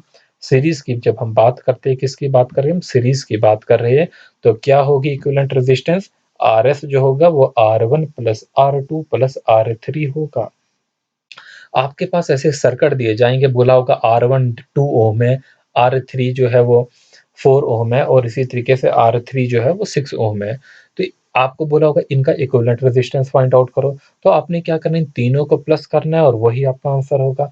और हम यहाँ पर ये समझेंगे जो इक्विवेलेंट रेजिस्टेंस होगा वो larger than the largest resistance होगा। जो भी लार्जेस्ट रेजिस्टेंस यहाँ पर दिया जाएगा उन सारों से जो है वो बड़ा होगा इक्विवेलेंट रेजिस्टेंस। ठीक है, अब हम देखेंगे रेजिस्टेंस जो है वो पैरेलल कॉम्बिनेशन में, पैरेलल कॉम्बिनेशन में रजिस्टर के बारे में। तो रजिस्टर इन पैरेलल, तो when resistor are joined in parallel, तो यहाँ पर जो है रजिस्टर देखिए, एक यहाँ पर ज्वाइन किया, एक यहाँ पर ज्वाइन किया, ये एक यहाँ पर ज्वाइन किया है, तीनों को जो है पैरेलल में ज्वाइन किया गया है। एक ही जो है लाइन में नहीं, तीनों को पैरेलल में ज्वाइन किया गया है। और जब करंट यहाँ से आएगी, कुछ करंट इसमें चली जाएगी, कुछ करंट जो है इसमें चली जाएगी, और कुछ करंट जो है बीच वाले में चली जाएगी। तो I1, I2, I3 करंट होगी, ठीक है। तो तीनों में अलग अलग करंट होगी। तो यहाँ पर देखेंगे वोल्टेज जो होगी across each resistance is same, voltage जो है वो तो सेम ही रहनी है, ठीक है। And is equal to the applied voltage, जो भी आपने अप्लाई वोल्टेज की उसी के बराबर होगी। लेकिन जो टोटल करंट आई होगी वो किसके बराबर होगी? I1, I2, I3 के बराबर होगी। So the current through various resistances are, जो भी करंट होती है डिफरेंट डिफरेंट रेजिस्टेंस से, वो क्या होती है? Inversely proportional to the individual resistor. तो जो करंट होती है वो I1 जो होती है वो किसके बराबर होगी? V/R1। तो I2 जो होगी V/R2, और I3 जो होगी V/R3 के बराबर होगी। तो हम कह सकते हैं जो रेसिप्रोकल है इक्विवेलेंट रेजिस्टेंस का, वो किसके बराबर है? Sum of the reciprocal of the individual resistance. तो ये जो है आपके लिए एक और फार्मूला बन गया। तो पैरेलल में 1/Rp जो होगा 1/R1 plus 1/R2 plus 1/R3, इसे अच्छे से याद रख लेना, ठीक है। मोस्ट इंपॉर्टेंट है आपके ऑब्जेक्टिव के लिए।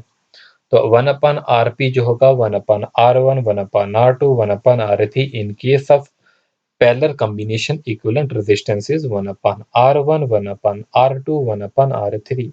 सो इक्विवेलेंट रेजिस्टेंस जो है वो लेस देन है स्मॉलेस्ट इंडिविजुअल रेजिस्टेंस से। इस बात को अपने माइंड में बिठा लेंगे।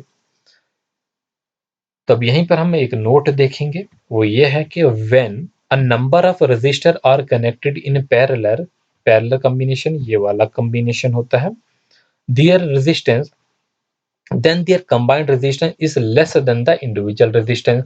जो सबसे बड़ा रेजिस्टर होगा उससे भी कम आपका जो है वो कंबाइंड रेजिस्टेंस का जो है आंसर आएगा।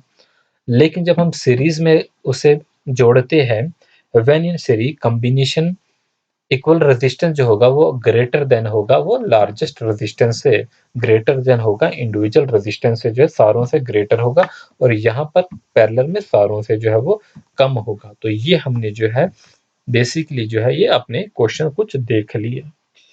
देखिए, हमने कुछ थ्योरी तो जो है वो पढ़ ली, थोड़े से कंसेप्ट जो हमने थ्योरी के रिवाइज किए।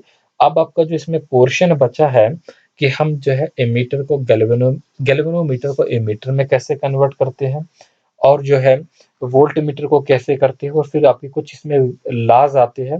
हीटिंग इफेक्ट वाला पोर्शन रहता है जिसमें हम किरचॉफ्स लॉ के बारे में पढ़ेंगे, heating effect of electric current के बारे में पढ़ेंगे, व्हीटस्टोन ब्रिजेस के बारे में पढ़ेंगे, फैराडे लॉज ऑफ इलेक्ट्रिसिटी के बारे में जो है पढ़ेंगे। वो वाला पोर्शन जो है वो आपका रहता है, ठीक है। अब हम इसी के रिलेटेड कुछ मल्टीपल चॉइस क्वेश्चन जो है वो कर लेंगे। तो हमारे पास पहला क्वेश्चन है, उतने मैंने मतलब अच्छे टाइप के क्वेश्चन लिए हुए हैं, जो छोटे छोटे क्वेश्चन थे जो मैंने आपको थ्योरी के साथ साथ बोले कि ये पूछे जाते हैं, उनको जो है इग्नोर करने की कोशिश की है। पहला क्वेश्चन है, a wire of length L, एक वायर है, ये हमारे पास एक वायर है जिसकी लेंथ क्या है? वो एल है, ठीक है, ये लेंथ एल है, made up of material resistivity rho, जिसकी रेजिस्टिविटी बच्चे वो रो है, is cut into two equal parts. अब इस मटेरियल को हमने जो है वो दो हिस्सों में काट दिया, एक ये बना दिया हमने और एक ये बना दिया हमने। The resistive of the two parts are equal to, अब जो रेजिस्टिविटी होगी इन दोनों पार्टों की वो किसके बराबर होगी? तो ये जो रेजिस्टिविटी होगी वो रो के ही बराबर होगी, इसकी भी रो के बराबर होगी, इसकी भी रो के बराबर होगी। तो ये रेजिस्टिविटी जो है, चाहे आप इसको एक पार्ट में, दो पार्ट में, तीन पार्ट में, चार पार्ट में, जितने भी पार्ट्स में बांटो, हर पार्ट की जो रेजिस्टिविटी होगी वो क्या होगी? वो रो ही होगी। क्यों? जो रेजिस्टिविटी होती है मटेरियल की वो डिपेंड करती है on the nature of the material. किस पे डिपेंड करती है? वो नेचर ऑफ द मटेरियल पे डिपेंड करती है, ठीक है। वायर कितनी बड़ी है कितनी छोटी, उसके डायमेंशंस पे नेचर डिपेंड नहीं करती, बल्कि किस पे डिपेंड करती है? नेचर ऑफ द मटेरियल पे जो है वो डिपेंड करती है। बढ़ेंगे अपने अगले क्वेश्चन की तरफ। अगला क्वेश्चन जो है आपके ग्राफ से रिलेटेड है। The temperature of a conductor is increased. हमने देखा हमारे पास जो है वो टेम्परेचर जो है वो हमने कंडक्टर का इंक्रीज किया। क्या किया? टेम्परेचर जो है बच्चे वो इंक्रीज किया। So the graph best showing the variation of resistance. तो हमने देखा था जब हम टेम्परेचर इंक्रीज करेंगे तो क्या होता है? रेजिस्टेंस भी इंक्रीज होता है।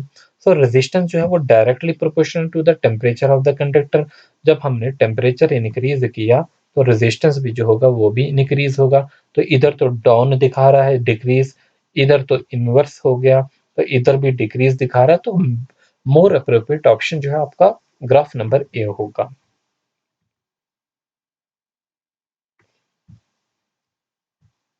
क्वेश्चन नंबर 3 है the resistance whose V I graph is given below. तो यहाँ पर जो है वी आई ग्राफ दिया गया है। तो आई जो है एक्स एक्सिस जो है वो आई है, सॉरी एक्स एक्सिस जो है वो आई है मतलब करंट है, और ये जो है वोल्टेज है। तो हमारे पास वोल्टेज जो है और जो है वो करंट का ग्राफ दिया गया है। तो वी आई ग्राफ जो है वो क्या होता है? रेजिस्टेंस होता है। हम जानते हैं वोल्टेज जो होती है वो क्या होती है? ओम्स लॉ के मुताबिक आर और आई के बराबर होती है। ये क्या हमारे पास? ओम्स लॉ है। ठीक है, तो ओम्स लॉ पे ही क्वेश्चन है। तो वोल्टेज जो की वैल्यू जो है वो 9 है, यहाँ से देखेंगे आप एक्सिस पे, और इसको देखेंगे तो 15 है। तो वोल्टेज हमें पता, रेजिस्टेंस जो है वो क्या मेजर करता है? जो स्लोप होता है वी आई ग्राफ का वो रेजिस्टेंस को मेजर करता है। तो आपका ऑप्शन जो है वो रेजिस्टेंस जो है वो हमें निकालना है। तो हम देखेंगे रेजिस्टेंस जो है ये 9 माइनस 0, वोल्टेज माइनस 0 9 होगा वी। ठीक है, V यहाँ पर वोल्टेज की वैल्यू 9 और इधर जो थी वो कितनी थी? वो 0 थी। तो V1 माइनस V2 करेंगे तो 9 माइनस 0 होगी, और नीचे जो है यहाँ पर 15 हो गया, और पहले स्टार्ट कहाँ से? 0 से स्टार्ट है, तो 15 माइनस 0 होगी, तो ये 3/5 ओम हो जाएगा। तो देखेंगे ये 3/5, तो यहाँ पर 3 3 जार 3 5 जार करेंगे तो 3/5 होगा। अगला क्वेश्चन देख लेते हैं।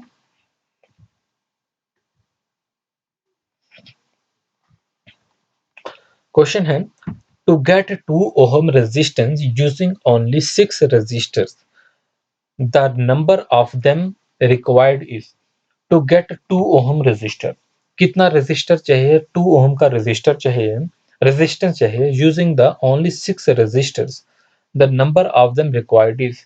तो नंबर जो है वो कितना है? 3 होगा। देखिए 2 ओम का रेजिस्टेंस चाहिए यूजिंग ओनली 6 ओम रेजिस्टर। तो देखो 3 रेजिस्टर जो है और 2 ओम के जो है वो रिक्वायर्ड है हमें 6 ओम का, 6 ओम के लिए, क्योंकि जो रिजल्टेंट होगा वो क्या होगा? More than the individual, so they all must be connected in series. तो 2 ओम के जो है वो रेजिस्टर जो है वो कनेक्ट किए जाएंगे 3। तो इस तरीके से जो है 2 + 2 4, 4 + 2 6 हो जाएगा। ठीक है, तो हमें 3 रेजिस्टरों की जो है वो जरूरत होगी। Question number 5 two wires of same length, 2 wires हैं हमारे पास जिनकी लेंथ सेम है, एरिया सेम है, made up of 2 material of resistivity rho 1, लेकिन उनकी रेजिस्टिविटी अलग है। क्यों रेजिस्टिविटी अलग है? क्योंकि उनका जो नेचर ऑफ द मटेरियल है, मटेरियल ही अलग है, और उन्हें हम सीरीज में कनेक्ट कर रहे हैं टू ए सोर्स। ठीक है, जिनका पोटेंशियल डिफरेंस जो है V है। हमें पता है फॉर सेम लेंथ जो रो है, रेजिस्टेंस जो है प्रोपोर्शनल टू जो है वो क्या होगा? Area of the cross section, ये A होगा। ठीक है, ठीक है, for same length and area of the cross section, resistance जो है प्रोपोर्शनल टू जो है वो लेंथ के भी प्रोपोर्शनल होता है, इनवर्सली प्रोपोर्शनल जो है वो है। तो ये रो होगा। ठीक है, रो है। तो फॉर सीरीज कॉम्बिनेशन जो इक्विवेलेंट रेजिस्टेंस होता है दोनों को प्लस कर दिया जाता है, तो हमें दोनों वायर्स का रेजिस्टेंस जो है वो प्लस करना होगा। तो सीरीज में जो है रो 1 प्लस रो 2 होगा उनका इक्विवेलेंट।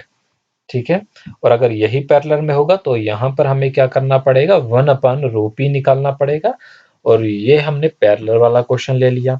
तो 2 वायर जो है, यहाँ पर 2 वायर है जिनकी सेम लेंथ है, सेम एरिया है, made up of 2 material of resistivity rho 1 है, रो 2 है जो रेजिस्टिविटी, और उन्हें जो हमने कनेक्ट किया है किसमें? पैरेलल में, to a source of potential. So the equivalent resistivity for the same length and area is, तो आंसर क्या होगा आपका? ऑप्शन नंबर बी होगा, क्योंकि यहाँ पे हमें इक्विवेलेंट निकालना है।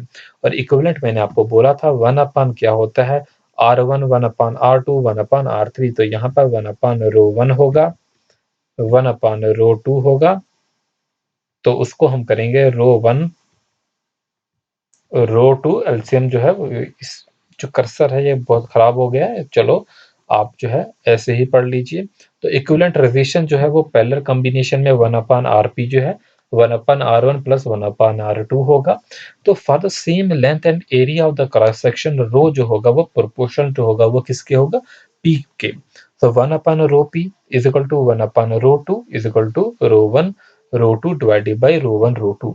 बट यहाँ पर आपको जो है इनवर्स भी करना है। ये तो 1 अपान रो पी की वैल्यू निकल गई, आपको रो पी की वैल्यू चाहिए। तो रो पी की वैल्यू जो है आपको इसको इनवर्स कर कर जो है वो आएगी। यहाँ पर गलती नहीं करना, ठीक है, इधर आपको इनवर्स करना। तो रो 1 rho 2 divided by rho 1 plus रो 2। अगला क्वेश्चन देखेंगे। क्वेश्चन नंबर जो है बच्चे वो 7 होगा। अब आपके क्वेश्चन जो है आसान आसान है। The instrument used for measuring the electric current, हम जानते हैं एमीटर है। गैल्वेनोमीटर जो है स्मॉल करंट को डिटेक्ट करता है, और इवन जो है वो रिक्वायरमेंट पे जो है वोल्टेज को भी जो है डिटेक्ट करता है। So the rate of flow of an electric charge is known as, उसे हम इलेक्ट्रिक करंट कहते हैं। डेफिनेशन में हम पढ़ चुके हैं। अब कुछ यूनिट से क्वेश्चन जो है वो भी देख लीजिए। The SI unit of the electric current का एसआई यूनिट क्या है? वो एम्पियर है। हम जानते हैं ओम्स किसका यूनिट है? रेजिस्टेंस का। ठीक है, तो क्वेश्चन नंबर 10 होगा। तो रेजिस्टिविटी का क्या था? ओम मीटर था। Among which of the following resistance does not depend, तो दिए गए ऑप्शन में से रेजिस्टेंस किस पर डिपेंड नहीं करता? लेंथ ऑफ कंडक्टर पे डिपेंड करता है, area of the cross section पे डिपेंड करता है, टेम्परेचर पे डिपेंड करता है, डेंसिटी पे जो है बच्चे वो डिपेंड नहीं करता। अगला क्वेश्चन देख लेंगे। आज का आखिरी क्वेश्चन होगा हमारा, लास्ट क्वेश्चन हमारा।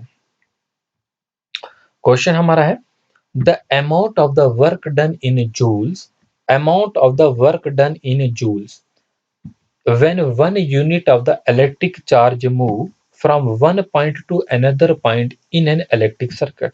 तो बहुत ही अच्छे से पढ़ाया था। एक amount of the work done जो है पोटेंशियल डिफरेंस के बारे में, कि पोटेंशियल डिफरेंस जो होता है वर्क डन अपान क्या होगा? जो है वो चार्ज होगा। तो यहाँ पर जो है पोटेंशियल डिफरेंस को हम V से डिनोट करते हैं। तो ये वो अमाउंट ऑफ वर्क डन होता है इन जूल, जब हम एक इलेक्ट्रिक चार्ज को मूव करना चाहते हैं एक पोजीशन से लेकर, एक पॉइंट से लेकर दूसरे पॉइंट तक किसी भी इलेक्ट्रिकल सर्किट में। तो वो डेफिनेशन सीधा पूछी है तो वो क्या होगा? पोटेंशियल डिफरेंस होगा। तो उम्मीद करता हूँ दोस्तों आपको ये वीडियो जो है वो पसंद आई होगी। If you like this video, do share with your friends and do not forget to subscribe the home academy YouTube channel को जो है वो सब्सक्राइब करना जो है वो आप ना भूलिए। So if you like our efforts, do share with your friends and do not forget to subscribe and also press the bell icon so that you get notification of every video whenever we upload। तो आपके लिए जो है एक important announcement वो ये थी कि ऐसे स्टूडेंट जो है जिन्होंने हमारा मॉक टेस्ट लिया हुआ था, अभी तक जो है वो हमने उनकी क्वेरी का जो है वो रिप्लाई नहीं दिया। कुछ ऐसे स्टूडेंट थे उनको जो उनके लिए जो है वो लिंक जो था वो एक्टिव नहीं था। तो व्हाट्सएप पे बहुत से मैसेजेस आए थे, हर किसी को जो है वो रिप्लाई देना टाइम पे जो है वो पॉसिबल नहीं रहता। रिप्लाई तो हम देते हैं, ठीक है, मे बी कुछ टाइम के बाद। कंफ्यूज नहीं होना है, आपको जो है रिप्लाई मिलेगा, ठीक है। जैसे हम टाइम मिलता है हमको फ्री हम दे देते हैं। और ऐसे स्टूडेंट जो है इन्होंने अभी तक जो है वो टेस्ट जो है वो अटेम्प्ट नहीं किया है, तो उस टेस्ट को जो है आप ज़रूर अटेम्प्ट कीजिए। आपको जो है बहुत अच्छा स्टफ जो है वो साथ में मिल रहा है। आप जानते हैं वो डिस्क्रिप्शन और कमेंट सेक्शन में जो है वो हमने जो है वो लिंक दे दिया है। आप वहाँ से 100 रुपीज़ में है मॉक टेस्ट बाई करेंगे, 100 रुपये में जो है वो मॉक टेस्ट आपको मिलेगा, जिसमें आपको रीजनिंग की कुछ वीडियोस मिलेगी, history of Jammu and Kashmir की कुछ वीडियो मिलेगी, culture of Jammu and Kashmir पे कुछ वीडियोस मिलेगी, इंडियन म्यूजिक पे कुछ वीडियोस मिल जाएगी। इस तरीके से बहुत सा आपको जो है फ्री में अच्छा कंटेंट जो है मिल जाएगा। आपको इसमें फिगर सीरीज कंप्लीशन पे भी वीडियो मिल जाएगी आपको। तो आप जो है सिर्फ 100 रुपीज़ में जो इस टेस्ट को जो है वो बाई कर सकते हैं, ठीक है। तो आप जो है अपने दोस्तों के साथ वीडियो को जो है वो शेयर कीजिए। हमारे फेसबुक पेज पे जो है हम एक अच्छा कंटेंट जो है बच्चे वो अपलोड करते हैं, आप उसे ज़रूर जॉइन कीजिए। कल्चर से रिलेटेड जो है बहुत अच्छा कंटेंट आ रहा है, टेम्पल्स के रिलेटेड, ठीक है? लेक्स के रिलेटेड जो है अच्छे से अच्छा कंटेंट, एंशिएंट मॉन्यूमेंट्स के रिलेटेड हम कंटेंट अपलोड करते हैं। तो उन चार्ट्स को जो है वो देख लीजिए, वो भी आपकी प्रिपरेशन का ही जो है वो एक पार्ट रहता है, ठीक है? और इंस्टाग्राम पे भी अपलोड करते हैं, क्विज़ेज़ भी करवाते हैं, आप उसे ज़रूर देख लीजिए।